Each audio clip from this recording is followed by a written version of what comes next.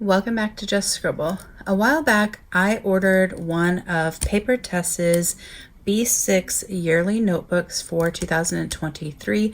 It was one of the last ones that she had from her sort of second chance imperfect items, and I ordered it because I wanted to check it out in person and see what I thought and see if it might be a planner that I would want to switch to in 2023, or if it would be a planner that I would want to add to my lineup for 2024. So I wanted to go through this planner with you guys, share how it's set up, give you my thoughts on this planner, the things that I love, the things that I don't love, compare it a little bit to the Sterling Ink B6 planner, and then also talk to you about Papertess's 2024 lineup, because she has already announced all of that in her Facebook group, so I wanted to talk to you about that. And then we're also going to do a giveaway of this planner. This is the Chapter 23 yearly notebook from Papertess. It's a B6 full year edition for 2023. And there's all of the information on the side. And so the first thing I was going to do was just kind of do a real quick size comparison, just so you guys can see the size difference between this and the Sterling Ink B6. So I wanted to share that with you guys, and then we'll go through it and talk about it and do a comparison. Let me move that out of the way. So this is a full year planner from Papertess. This is a full year B6 from Sterling Ink. This is just a notebook, but their full year planner is the exact same size with the exact same number of pages. And so I wanted to show you that they are basically the same size. Like the Papertess is just a smidge wider, but they are the exact same height, and they are about the same thickness. Papertess seems just slightly thinner to me, but they're pretty much the same. And then this is the Papertess compared to the half year. So this is how big a half year notebook or planner from Sterling Ink is. Before we do like full-on comparisons, I just wanted to do size so you guys could kind of see it, and I guess you guys also saw the foiling. So Sterling Ink uses gold foiling, Papertess uses rose gold foiling. So what we're going to do is I'm going to kind of flip through and show you guys the setup of this planner. I'll do comparisons along the way to the B6 common planner, and then I'll also be giving you my thoughts and opinions as we work through this. So it's going to kind of be all meshed together, my thoughts, my comparison, and then also the flip through. So just like Sterling Ink, it does have the year and all the information and the brand on their cover. This is my second half of the year for Sterling Ink for the common planner. It is in a plastic clear cover, so I hope the glare isn't too bad. But that overall sort of design on the exterior is pretty much the same, just the placement of the information is different. Now the Sterling Ink common planner, their original version of the common planner, the cover was super soft and flexible. I absolutely love it, and it came in two options, a black linen and then this mauve leatherette, but they are both paper. And then people didn't really like this cover because they said it was too floppy and it wasn't holding its shape and it was causing issues. So when they released their undated and also their notebooks, they improved their cover, or I don't think it's improved. They changed their cover and they made it like really thick. So they just added some structure to it, but it's still a paper cover, but it's not very flexible. And the leatherette is sort of a slick, sort of faux texture like that. The Papertess, on the other hand, is a super soft, almost feels like a flat suede, like a kind of like a slick suede. It's kind of hard to explain, but it is super soft, and it is very flexible. It feels really nice in the hand. I'm pretty sure this is a PU leather, so a fake leather cover, but it's very soft and very flexible, which is one of the things I really loved about the original Sterling Ink cover, but I know other people didn't like it because this paper wasn't as sturdy and it just didn't bind as well. So I do much prefer the cover on this Papertess, but Sterling Ink's 2024 lineup has a PU leather, fake leather cover. So they have changed from this paper cover. It's not going to be super stiff. It is going to be more flexible like this. It's not going to be quite as floppy as this, and it should stand up better. So although I do prefer the Papertess cover, like I love the feel of it, I love the flexibility of it and all of that, and I would choose this cover over this one. Sterling Ink has changed their cover for 2024, so for 2024 planners, they're going to be kind of comparable. When you open up this planner, it has your normal sort of thick page there. Then it has a place that says this notebook belongs to. And I know you guys may have already seen these on Instagram and here on YouTube and then in Facebook, and you probably have already seen flip throughs and how people are using them, but I still wanted to share it with you guys. I'm a little late to the game in sharing it because I was really struggling with deciding if I was going to keep this and use this. So I got this and I flipped through it, and I really liked a lot of things. I disliked some other things, and I spent a lot of time, I've had this for a little while, trying to figure out if I wanted to use this planner myself. I really spent a lot of time thinking through whether or not I wanted to change up for the second half of the year and not use this and instead move into this and just keep the first half blank or back plan in it, or switch to this for my work planner because of an aspect of the setup that I really, really like. And so I really kind of struggled with deciding if this was the planner for me and if I wanted to use it, and if I did want to use it, if I wanted to start using it now in 2023, or if instead I would like to do a giveaway and gift this to one of you guys, and then if I decided to use it in 2024. So I know I am late in the game in sharing this, but I did still want to share it with you guys, especially since it's the time of year when people switch planners, and also the time of year when 2024 lineups start coming out and people are trying to make plans for next year. So it kind of seemed like the good time to share it. So after your intro page where you put who it belongs to, you have 2 grid pages. All of her pages throughout the entire planner have this sort of header area here with this double line. So you can use this area at the top to label your pages either by hand or with stickers or with stamps. Or you could add washi. So you have this sort of row up here as a sort of header space. So everything starts farther down on the page. And it is a bigger space than you have in the common planner. So the common planner has a border around it as well, but the space here on the Papertess is wider. In the common planner, when you open it up after your first page, which doesn't have a spot to write your name, it does have your year by month with all the dates. This does not have that, but when you flip the page, it has a 2 grid spread just like this one does. So after the 2-page grid, you have your yearly overview. This is in a slightly different format than most yearly overviews that we're used to seeing. Let me grab a Wonderland 222. So in a lot of planners, the yearly overview that you see is like this. And so it's in some sort of column fashion and not in this layout where you have the month at the top and then the space down below. To me, this yearly overview is the same concept as this in the common planner, or this in Wonderland 222, which is similar to the cousin, but it gives you place to write. So you could still highlight your days similar to what I've done here with some clean color dot markers to mark things, but then you could put a key down here and you could write key information. So this is the yearly overview. I will say the print in this planner is much darker than the print that is in the common planner. It's black, whereas this is more like a charcoal gray. I don't know which one I prefer. Part of me likes the charcoal gray that's a little bit lighter just because it's not quite so strong on the page.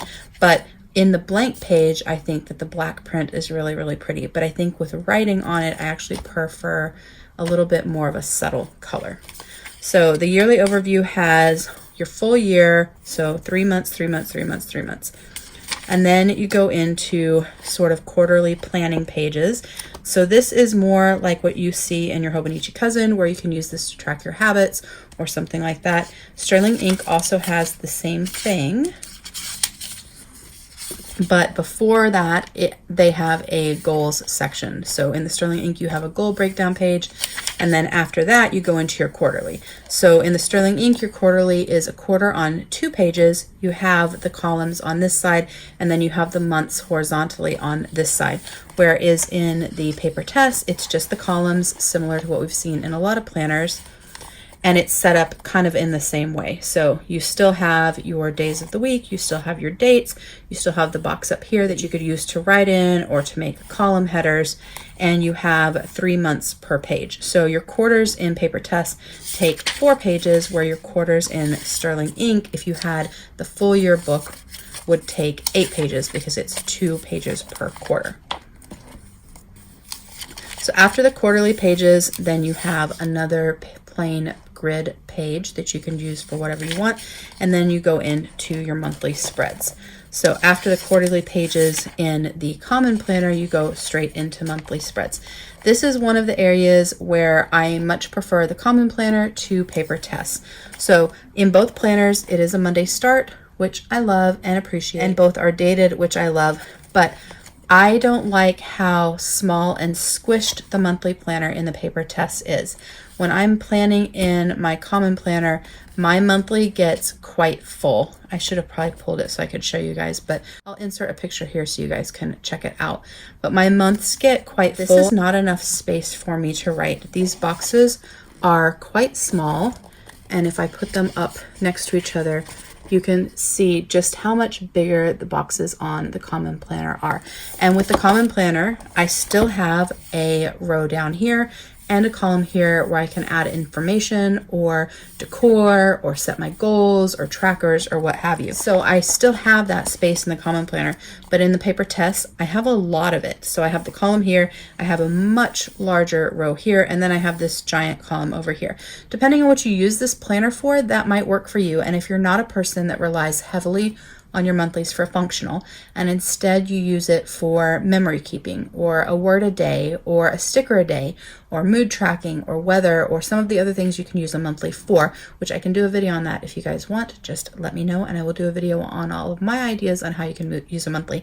But if you use your monthly in a non-functional way, then I think this is fine. If you use your monthly and you write really, really tiny, this is also fine. I don't write overly large, although I can, and I don't write overly small, although I can. My normal handwriting is sort of medium, and we're busy, and this is not enough space for me to put everything we need to into our monthly planner, especially if I was going to use this as my EDC, like my personal planner. We're too busy for this tiny monthly. And if I was using it for work, I'm also way too busy for this tiny monthly.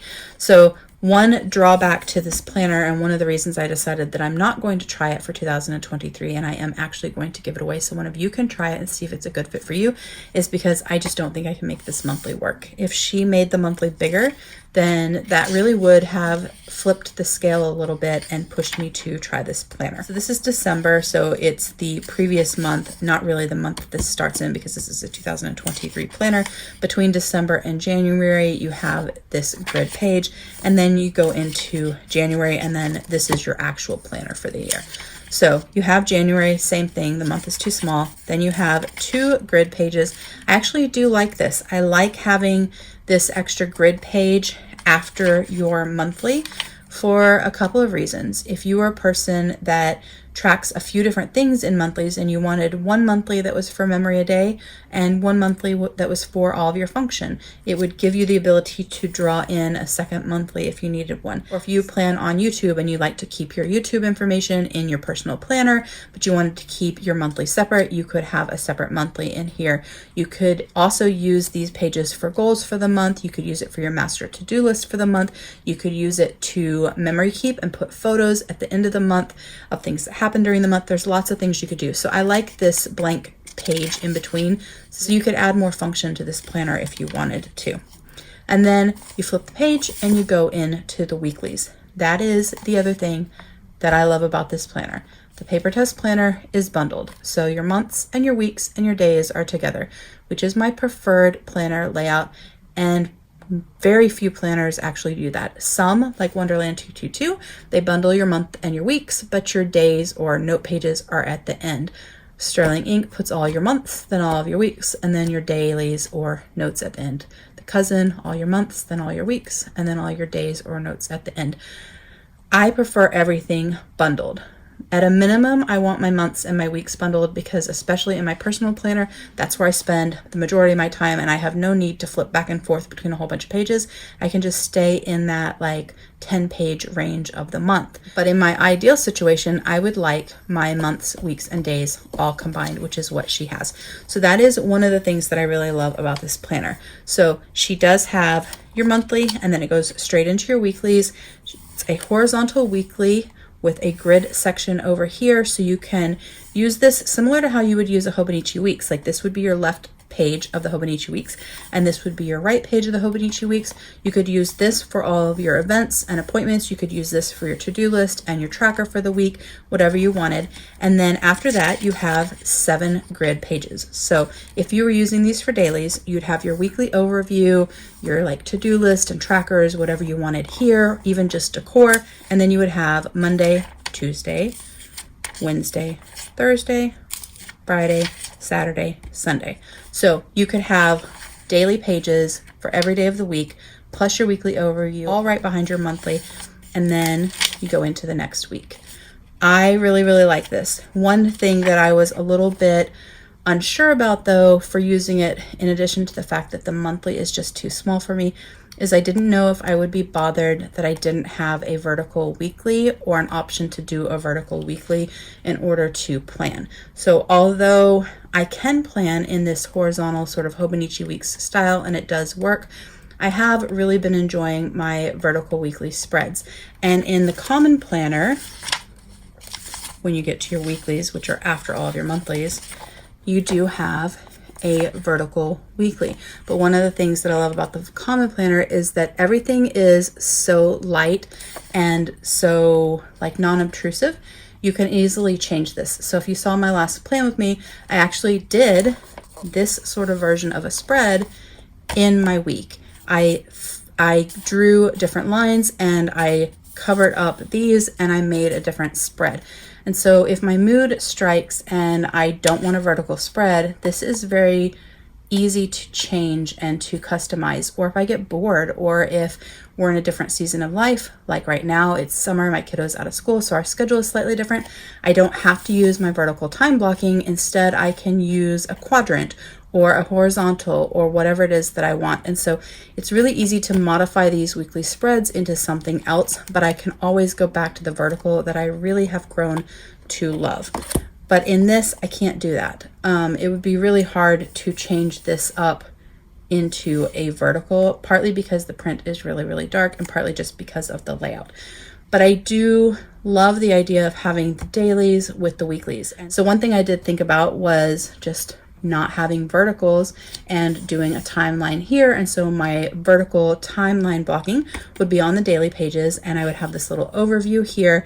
And I thought that might actually work for my personal life, and it would also work for my work planner. I do think that if I had a full daily, I could use this layout in my work planner. It didn't work in the take a note because it was a half a page per day and I need more space than that. But I think in this it would work, partly because I would have a full page per day. I could have my timeline, I would have space for to-dos and space for notes. And then because in work, I don't use Saturday and Sunday for my work week, I'd have 2 pages for notes. So in each week, I would have my overview, I would have like a master to-do list, I would be able to have a timeline per day, a to-do list per day, notes per day from phone calls and meetings and things like that. And then I would have 2 more pages for work notes. But the monthly is too small for me for work, way too small for me for work. And this really is too small of a planner for me for work. If she made this in A5 size, I could probably make the monthly work and figure it out by maximizing some of this side space some. And so I could probably make it work, but the B6 size just is too small for me for work.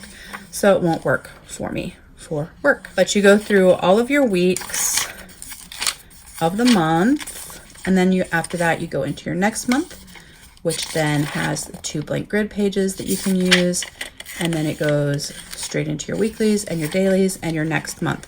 And so you have all of your months followed by weeks, followed by days. And at the back of the planner, if I can get to it, and then at the back of the book, you have an index slash reference section, and then you have some grid pages, and those grid pages are numbered.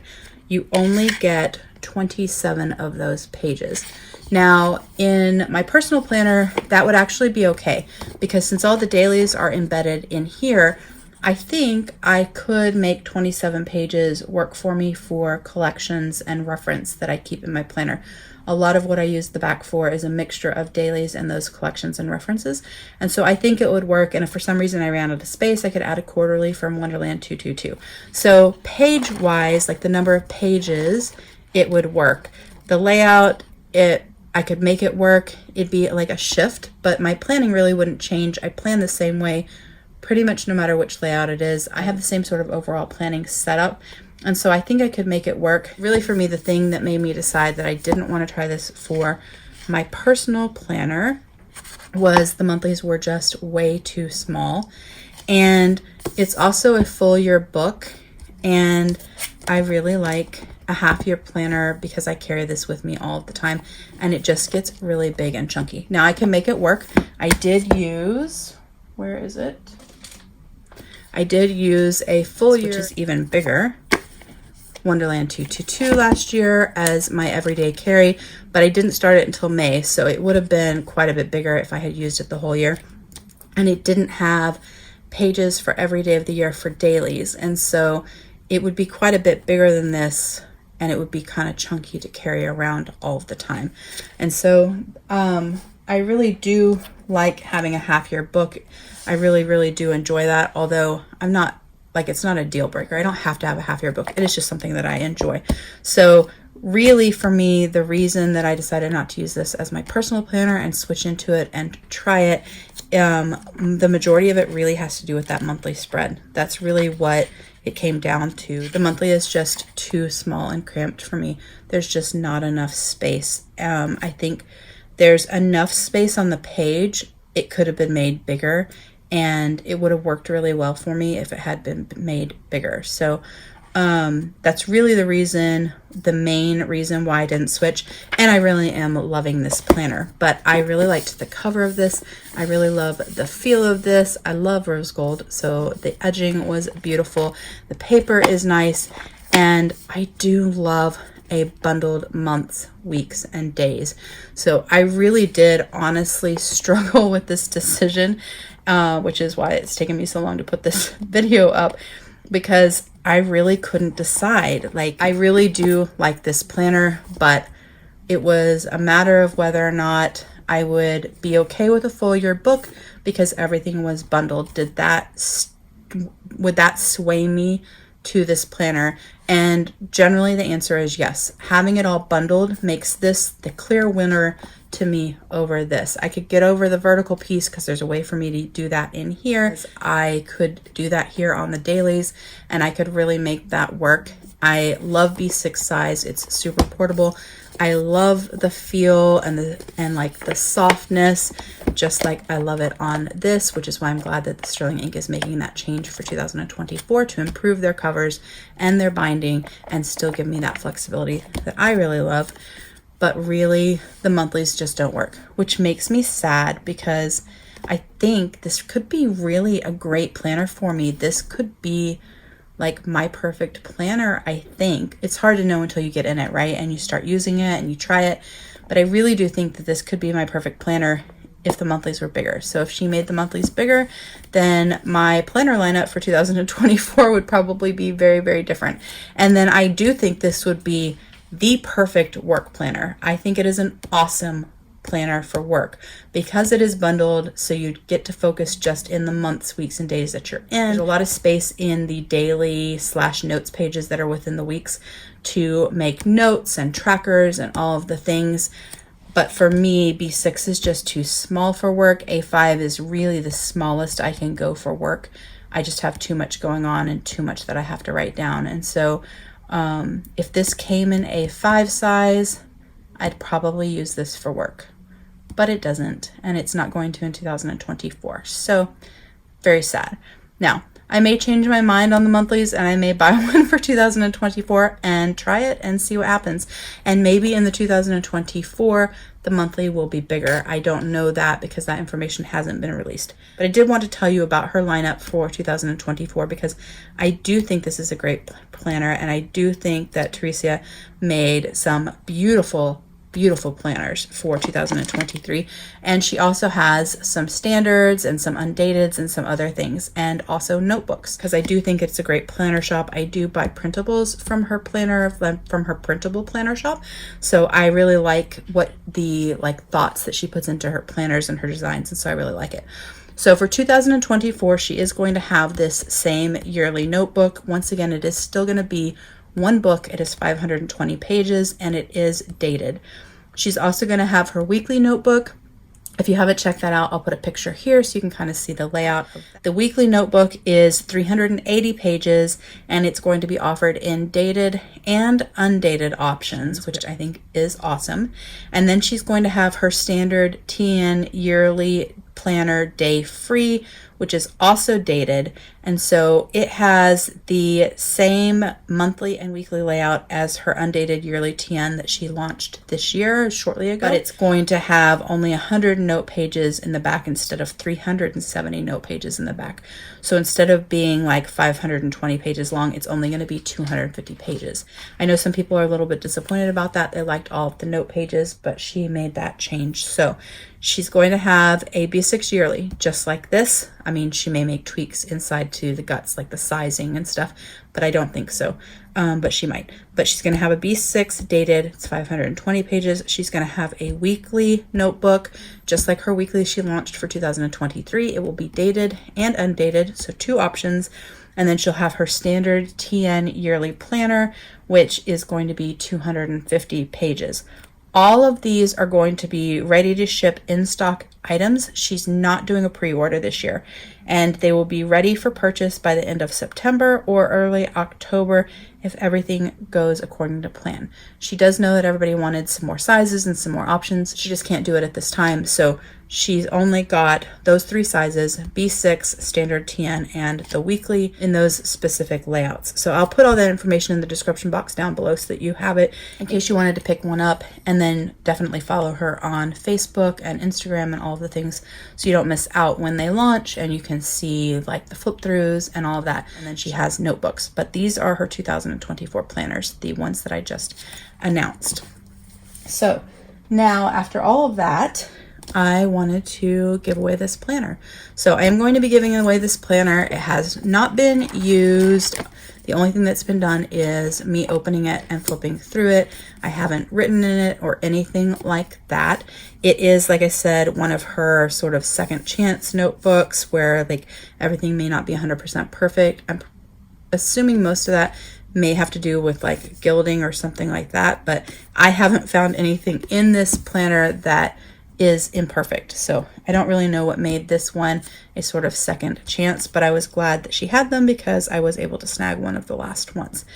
This giveaway is going to be US only. I pretty much paid twice the cost of the planner just to get this one planner. And so because of that, because of how much I paid for this with the shipping, I can't afford to ship this internationally. So I apologize. This is going to be a US only giveaway, but I am doing a giveaway of this yearly notebook. And so to enter the giveaway, you do have to be a US subscriber of my channel, and you have to comment down below what you're thinking about using in 2024 for your planner lineup. So that's all you have to do, be a US subscriber and comment down below what you think you're going to use for 2024. This giveaway is going to start today, the day that this video launches, and it's going to end on Thursday, June 29th at 11:59 p.m. Central Standard Time. I will announce the winner on June 30th here in my community tab of YouTube, and also in a response to your comment. So make sure you do check back. I don't announce giveaway winners during the day because I do work and have a full-time job and all of that. So it will be sometime in the evening. It will be before midnight Central Standard Time, but I will announce the winner on June 30th. So make sure you do check back to see if you win, because you do have only 48 hours to claim your prize. After 48 hours, you do forfeit your prize, and I will pick another winner because I want to make sure I get this to you as quickly as possible so you can start using it for the second half of the year. If you had any questions about what I shared in this video or comments on what I shared in this video, do ask that in that comment, before your comment, if it's a question, put a question mark, and if it's a comment, put an exclamation point.